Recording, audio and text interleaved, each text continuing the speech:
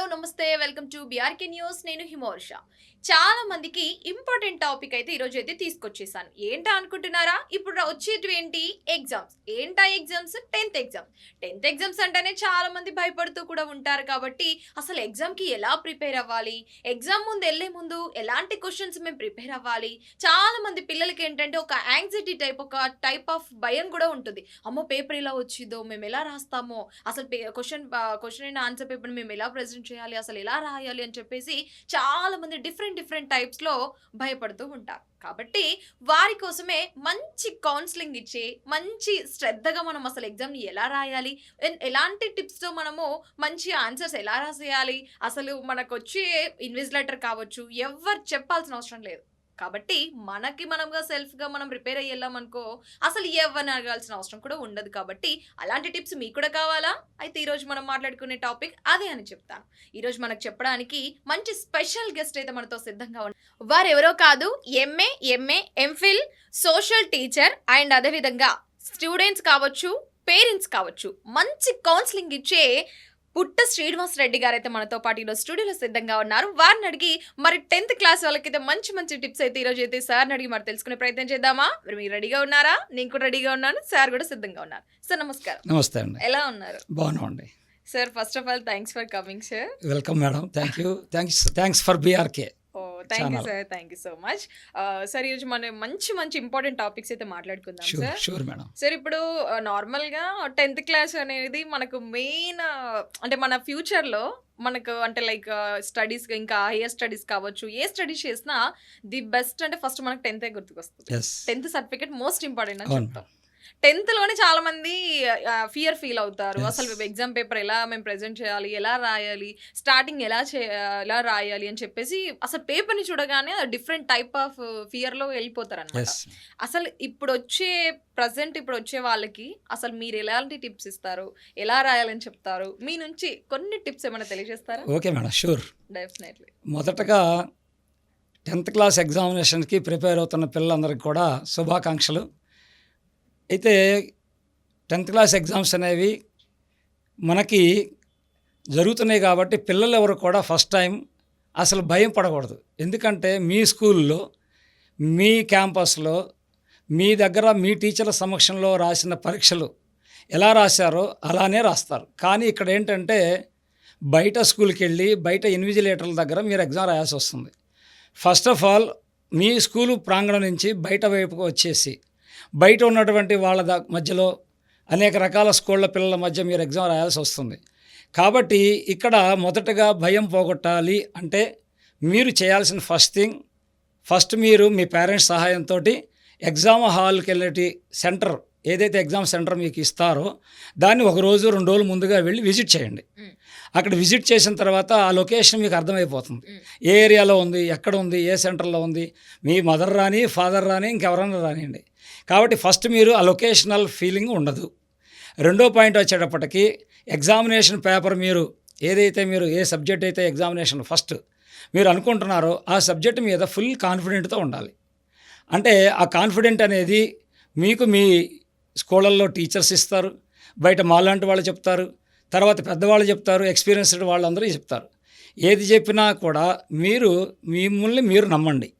మీరు దేనికి భయపడద్దు. ఇచ్చిన పేపర్ని ఎగ్జామినేషన్ హాల్లో లోపలికి ఎంటర్ కాగానే బెల్లు కొడతారు. దానికి ఏం భయపడాల్సిన అవసరం లేదు. ఇచ్చినటువంటి 3 hours టైము దాన్ని మీరు దృష్టిలో పెట్టుకొని మీ ఇన్విజిలేటర్ మీకు హ్యాపీగా ఉపయోగపడతారు. వారు ఫ్రెండ్లీగా ఉంటారు. వారు చెప్పినటువంటి ఇన్స్ట్రక్షన్స్ని, రూల్స్ని, రెగ్యులేషన్ మీరు తప్పనిసరిగా ఫాలో అవ్వాలి. మీ స్కూల్ లాగా ఉండదు అక్కడ. కాబట్టి వాళ్ళు చెప్పినప్పుడు లోపల ఎంటర్ అయిపోయారు. ఇంకా మీరు ఆ ఎగ్జామినేషన్ రాసిన 3 hours పాటు మీరు వాళ్ళ హ్యాండ్ ఓవర్లో ఉంటారు. వాళ్ళ స్టూడెంట్స్ లాగా ట్రీట్ చేస్తారు. అయితే ఇక్కడ ఒక విషయం గుర్తుపెట్టుకోవాలి. ఏంటంటే అక్కడ వచ్చేటువంటి వాళ్ళు మోస్ట్లీ 99% అంతా కూడా గవర్నమెంట్ స్కూల్ టీచర్స్ వస్తారు. గవర్నమెంట్ స్కూల్ టీచర్స్ అనేటువంటి వాళ్ళ ట్రీట్మెంట్ చాలా బాగుంటుంది.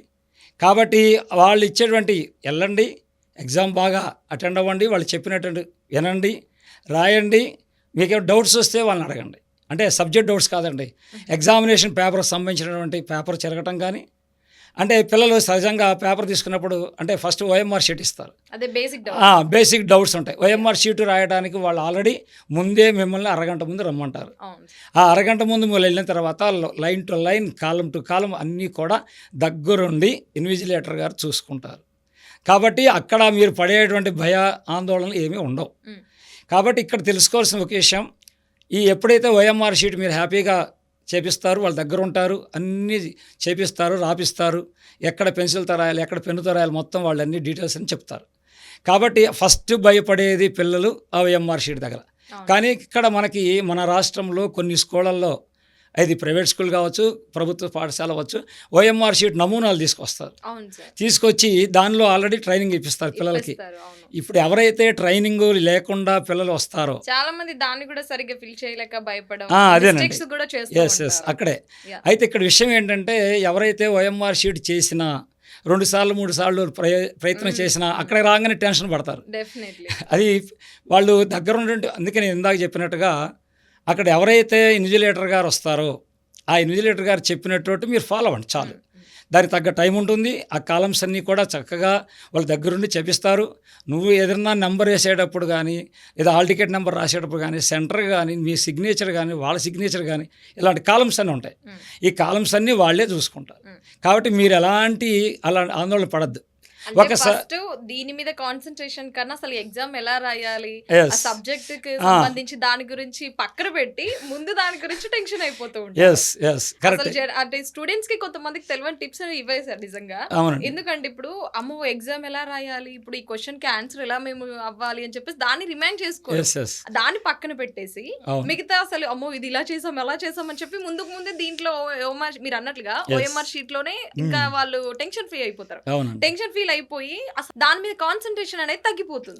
తగ్గిపోయిన తర్వాత వాళ్ళు ఇంకా ఆన్సర్స్ మర్చిపోవడమా, లేకపోతే మిస్టేక్స్ చేయడమా, మీరు అన్నట్లుగా ఓఎంఆర్ షీట్ లోనే మిస్టేక్స్ చేయడమా, ఇలా చేస్తూ ఉంటారు కదా. కానీ మీరు చెప్పే దాంట్లో ఏంటంటే ఫస్ట్ మనం ప్రయారిటీ ఇవ్వాల్సింది ఏంటి, మన సబ్జెక్ట్ ఏంటి, మనం ఏం రాయాలి, అక్కడ ప్రెజెంటేషన్ ఏం చేయాలి, అది మనం కాన్సన్ట్రేషన్ చేస్తే కనుక డెఫినెట్లీ ఫియర్ అనేది ఉండదు అని చెప్పేసి మీరు చెప్తున్నారు. అంతే అంటారా? తర్వాత ఇంకొక విషయం చెప్పాలి. ఇప్పుడు సబ్జెక్ట్ మీద మీరు ఎంతైతే ఇంట్రెస్ట్గా చదువుకొని ఇప్పుడు సంవత్సరం మొత్తం చదువుతారు, ఇయర్ మొత్తం చదువుతారు, ఎన్నో ఎగ్జామ్స్ రాస్తారు. FA1, FA2, FA3, FA4, SA1 అట్లా ఎగ్జామ్ రాస్తారు. రాసిన తర్వాత స్కూల్లో మీకు ఎలాంటి భయభ్రాంతులు లేకుండా రాసేస్తారు, మార్క్స్ వస్తాయి. అయితే ఇక్కడ విషయం ఏంటంటే ఒక పాయింట్ మీతో యాడ్ చేస్తా. ఎవరైతే పిల్లలు హ్యాండ్ రైటింగ్, ఫస్ట్ మనకు కావాల్సింది ఓఎంఆర్ షీట్లో హ్యాండ్ రైటింగ్తో సంబంధం లేదు. అయితే ఎప్పుడైతే మీరు ఎగ్జామ్ పేపరు చేతికి ఇస్తారో ఇన్విజిలేటర్ గారు, ఎప్పుడైతే మీకు వాళ్ళు ఫస్ట్ క్వశ్చన్ పేపర్ ఇస్తారు, ఆ క్వశ్చన్ పేపరు 2.5 hours టైం ఉంటుంది. ఆ 2.5 hours పేపర్లో వాళ్ళు ఆల్రెడీ 15 minutes 20 minutes ముందే ఇన్విజిలేషన్ ఆ ఎగ్జామ్ సెంటర్ లోపల పంపిస్తారు. మనకు మీరు ఇందాక చెప్పినట్టు భయం ప్రకారం అయితే ఫస్ట్ డేనే ఇక్కడ first impression is the best impression అంటారండి. కాబట్టి మీరు హ్యాపీగా మీరు తల్లిదండ్రుల్లో, లేకపోతే కొంతమందికి తల్లిదండ్రులు అందుబాటులో ఉండకపోవచ్చు, కొంతమంది తీసుకురాకపోవచ్చు, కొంతమంది రాకపోవచ్చు. అలాంటప్పుడు మీరు మీ ఫ్రెండ్స్తో వెళ్ళాల్సిన అవసరం ఉంటుంది. ఒక్కోసారి స్కూల్ వాళ్ళు తీసుకెళ్తారు కొంతకాలం. ఎట్లా వెళ్ళినా సరే ఫస్ట్ నేను ఎగ్జాము వెళ్తున్నాను, ఎప్పుడైనా సరే మీరు ఒక 20 నిమిషాలు, ఒక అరగంట ముందే ఎగ్జామ్ సెంటర్లో ఉండండి.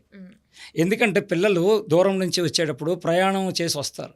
రెండో పాయింట్, అక్కడ అడావుడిగా బండి ప్రాబ్లము, ఇట్లా చిన్న చిన్న మిస్టేక్స్ అవుతాయి. లేకపోతే ఫాదర్ అడావుడు టెన్షన్, ఫాదర్ టెన్షన్, పిల్లల టెన్షన్, మదర్ ఇంకా టెన్షన్ పడతారు.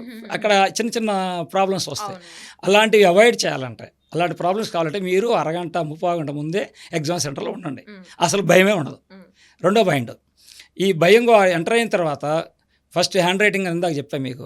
ఆ హ్యాండ్ రైటింగ్ అనేటువంటిది ఎప్పుడైతే ఎగ్జామ్ పేపర్ చేతికి వస్తుందో, ఎప్పుడైతే ఓఎంఆర్ షీట్ వర్క్ అయిపోతుందో 15 minutes మ్యాక్సిమం అయిపోతుంది. మా అయితే ఒకళ్ళ 5 నిమిషాలు పడుతుంది. కాబట్టి ఎప్పుడైతే ఓఎంఆర్ షీట్ రాసేస్తారో పీస్ ఆఫ్ మైండ్, 1 నిమిషం క్వశ్చన్ పేపర్ ఇవ్వగానే మీరు ఎమ్మడే స్టార్ట్ చేయకూడదు ఎగ్జామ్. స్పాట్లో కొంతమంది ఏంటంటే కొంచెం ఇంట్రెస్ట్ మీద యాంగ్జైటీ, ఓవర్ యాంగ్జైటీ ఉంటుంది.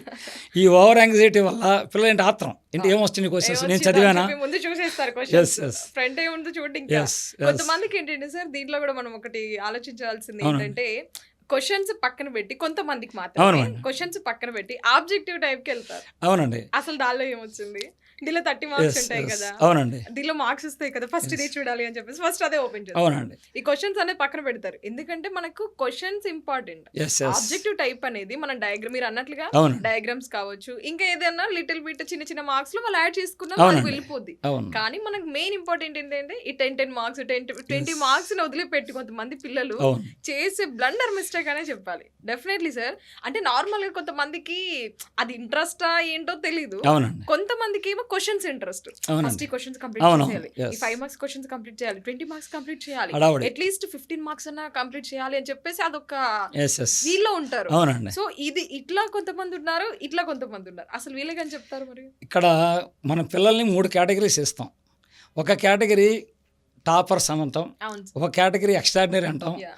ఒక కేటగిరీ యావరేజ్ అంటాం, ఒక కేటగిరీ బిలో యావరేజ్. Below అంటే average. మనం ఇక్కడ పిల్లల్ని కూడా నేను ఈ సందర్భంగా మన టీచర్లు కానీ పేరెంట్స్ కానీ ఒక మాట అనకూడదండి. అవును ఏమంటే వాళ్ళని స్లో లెర్నర్స్ అనాలి కానీ డల్లర్స్ అనకూడదు. అనకూడదు. అసలు పొరపాటున ఇన్స్టిట్యూట్స్ వాళ్ళు కానీ టీచర్స్ కానీ ఎవరైనా సరే మనం ఇలాంటి వాళ్ళు కానీ పిల్లల్ని మనం ఎంకరేజింగ్ పదాలు వాడాలి. రెండో పాయింట్, ఇప్పుడు మీరు అడిగిన పాయింట్కి ఏంటంటే పిల్లలు ఎప్పుడైతే వాళ్ళు ఎగ్జామ్ పేపర్ని ఫస్ట్ మీరు అడిగిన క్వశ్చన్కి ఎగ్జామ్ పేపర్ని వాళ్ళు 2 times 3 times చదవాలి. ఫస్ట్ క్వశ్చన్ నుంచి సపోజ్ ఎగ్జాంపుల్ సోషల్ స్టడీస్ ఉంది, ఆ సోషల్ స్టడీస్ ఎగ్జామ్లో 1 to 18 క్వశ్చన్స్ ఉంటాయి. ఈ 18 క్వశ్చన్లలో అక్కడ క్వశ్చన్ పేపర్ మీద ఇన్స్ట్రక్షన్స్ ఉంటాయి. అవును తెలుగు మీడియం వాళ్ళకి తెలుగు మీడియంలో, ఇంగ్లీష్ మీడియం ఉంటాయి. అవును అయితే దాదాపు పిల్లల్లో మీరు అన్నట్టుగా ఓవర్ యాంగ్జైటీ, అవును ఓవర్ కాన్ఫిడెన్స్ కంటే కూడా ఓవర్ కాన్ఫిడెన్స్ ఉండకూడదంటాం. ఉండకూడదు. కానీ పిల్లలు కాబట్టి కామన్గా ఉంటుంది. Definitely ఉంటుంది. సో అక్కడ ఏంటంటే వాళ్ళని ఏం చేయాలంటే అక్కడ వాళ్ళకి మనం ఇప్పుడు ఎగ్జామ్ ఉందిగా మనం ఈ సందర్భంగా మనం ఇచ్చే చిన్న సూచన ఏంటంటే మీరు రాసేటువంటి క్వశ్చన్ పేపర్ని 1వ క్వశ్చన్ నుంచి 18వ క్వశ్చన్ వరకు మొత్తం పేపర్ చదవాలి. పేపర్ చదివినప్పుడు దానిలో వెరీ షార్ట్స్ ఉంటాయి 2 మార్క్స్వి, షార్ట్ క్వశ్చన్స్ ఉంటాయి 4 మార్క్స్వి, అవును లాంగ్ ఆన్సర్స్ అంటాం ఎస్ఏ క్వశ్చన్స్ ఉంటాయి అవి 6 మార్క్స్. 6 marks question. అయితే వీటిల్లో పిల్లలు క్వశ్చన్ పేపర్ చదివేటప్పుడు అడావుడి, మీరు అన్నట్టు అడావుడి స్పీడ్ ఫాస్ట్గా ఉంటుంది. అదే కానీ మనం అనుకున్నప్పుడు ఇందాక చెప్పినట్టుగా ఎవరైతే బిలో యావరేజ్ ఉన్నారో, ఎవరైతే స్లో లెర్నర్స్ ఉన్నారో వాళ్ళని నేను పాస్ అవుతానా, నేను పాస్ కానా, ఆల్రెడీ మా స్కూల్లో ఇలా అన్నారు, మా స్కూల్లో ఇలా అన్నారని చెప్పి వాళ్ళ మైండ్లో ఒక చోట ఒక పేరుకుపోతుంది. అవును ఆ లోపల భయం అనేది వాడిని ఆ ఎగ్జామ్ పేపర్ పూర్తిగా చదవనివ్వదు. అవును అయితే ఇప్పుడు మనం ఏం చెప్తున్నామంటే మన ఛానల్ ద్వారా మనం ఏం చెప్తున్నామంటే బీఆర్కే ఛానల్ ద్వారా ఏం చెప్తున్నామంటే పిల్లలు యాంగ్జైటీ ఉండాలి, ఇంట్రెస్ట్ ఉండాలి, పేపర్ చదవాలి, ఇంట్రెస్ట్గా ఉండాలి కానీ ఓవర్ కాన్ఫిడెన్స్ ఉండకూడదు. పేపర్ క్వశ్చన్ పేపరు ఒక్కసారి కాదు 2 సార్లు 3 సార్లు చదవండి. ఏమైతే చదివారో వాటిని పెన్సిల్తో టిక్ పెట్టుకోండి. క్వశ్చన్ నెంబర్స్ ఉంటాయి లెఫ్ట్ సైడ్లో, వాటిని టిక్ పెట్టుకోండి. ఒకసారి చదివితే కొన్ని తెలుస్తాయి, రెండోసారి చదివితే కొన్ని తెలుస్తాయి, మూడోసారి చదివితే కొంచెం చదువుతాయి. అయితే ఒక్కడొకటి క్వశ్చన్ పేపర్ అనేది మన సొంతం మనం తయారు చేసిన కాదు, అవును ఎక్కడో ఎవరో ఎక్స్పర్ట్స్ తయారు చేసి మేధావులు తయారు చేసిన పేపర్. అవును రాష్ట్ర వ్యాప్తంగా కొన్ని లక్షల మంది పిల్లలు రాస్తున్నారు కాబట్టి ఈ క్వశ్చన్ పేపర్ రాసే విధానం ఎలా ఉంటుందంటే ఒక కామన్ స్టూడెంట్, ఒక యావరేజ్ స్టూడెంట్, అంటే ఒక గవర్నమెంట్ స్కూల్ పిల్లవాడు రాసి అర్థం చేసుకోగల కెపాసిటీ ఉన్న విధంగా ఇస్తారు పేపర్. అంటే టాపర్స్కి కొంచెం కష్టంగా ఉంటుంది, వాడు 90% మార్క్స్ రావాలి, రాకుండా చేయడానికి కొన్ని క్వశ్చన్లు వేస్తారు. రెండో పాయింట్ యావరేజ్ వాడు సపోజ్ 50 మార్క్స్ వచ్చిన వాడికి 60 వస్తాయి. మూడో వాళ్ళు వచ్చేప్పటికి మన ప్రాబ్లం ఏంటంటే ఆ 3వ కేటగిరీ ఉన్నటువంటి ఎవరైతే స్లో లెర్నర్స్ ఉన్నారో, ఎవరైతే డల్లర్స్ మనం అనకూడదు కదా, ఎవరైతే స్లోగా చదువుతాడో వాళ్ళ గురించి మనం ఆలోచించాలంటే వాళ్ళకి ఏది ఈజీ అంటే అది రాయటమే.